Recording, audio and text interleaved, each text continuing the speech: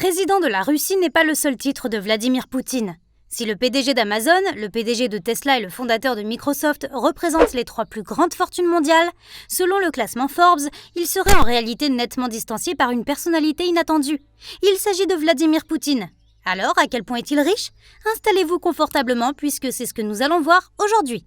Mais avant de commencer, abonnez-vous à la chaîne puis activez la cloche de notification pour ne pas manquer nos prochaines vidéos.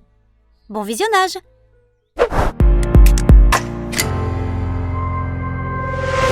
Luxy. Le 9 août 1999, Vladimir Poutine, l'ancien officier du KGB, est nommé Premier ministre par Boris Eltsine. Il a fini par devenir président de la Fédération de Russie, un poste qu'à l'âge de 68 ans, il occupe encore.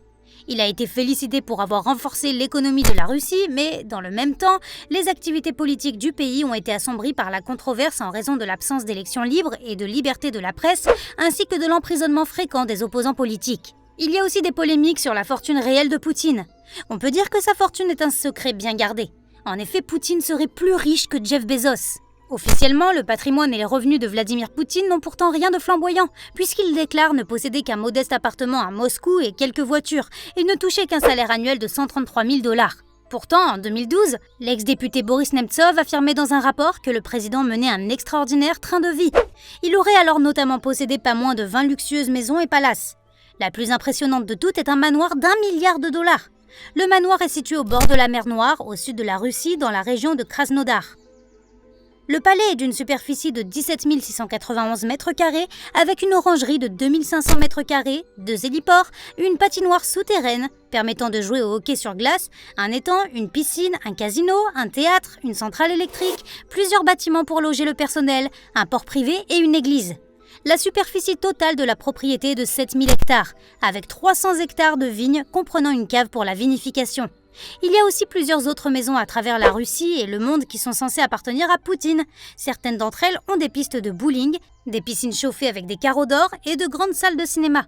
Il posséderait aussi 15 hélicoptères, 43 jets privés, une flotte de yachts et une collection de montres, un patrimoine dont la fiabilité est toutefois difficile à vérifier. Boris Nemtsov n'est pas le seul à penser que la fortune du président russe n'est pas évaluée à sa juste valeur.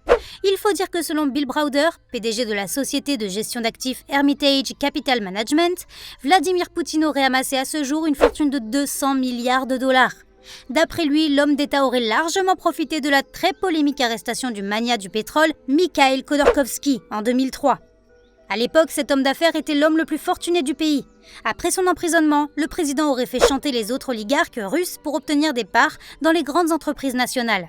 Des actions fructueuses qui, d'après Bill Browder, lui auraient ensuite servi à investir dans l'immobilier, à reverser de l'argent à des proches ou à en placer sur des comptes bancaires en Suisse et aux États-Unis. Plus récemment, l'enquête des Panama Papers aurait révélé que le clan Poutine avait dissimulé et fait transister des millions de dollars, notamment par le biais de sociétés écrans. Les Panama Papers ont aussi révélé que 3 des plus proches alliés de Poutine, possédant des holdings offshore d'une valeur d'environ 2 milliards $, 5% des parts de Gazprom, une importante compagnie pétrolière dont le chiffre d'affaires s'élève à 112 milliards $. Plusieurs entreprises soupçonnent Vladimir Poutine d'être impliqué dans les activités de grandes entreprises russes, des géants de l'hydrocarbure et de l'énergie. Pourtant, personne n'a pu le démontrer de manière irréfutable. Eh bien, avec seulement 133 000 $ par an, il est impossible de posséder tous ces biens, vous ne croyez pas ? Donnez-nous votre avis dans les commentaires. Si cette vidéo vous a plu, n'hésitez pas à la liker et à la partager. À bientôt et portez-vous bien.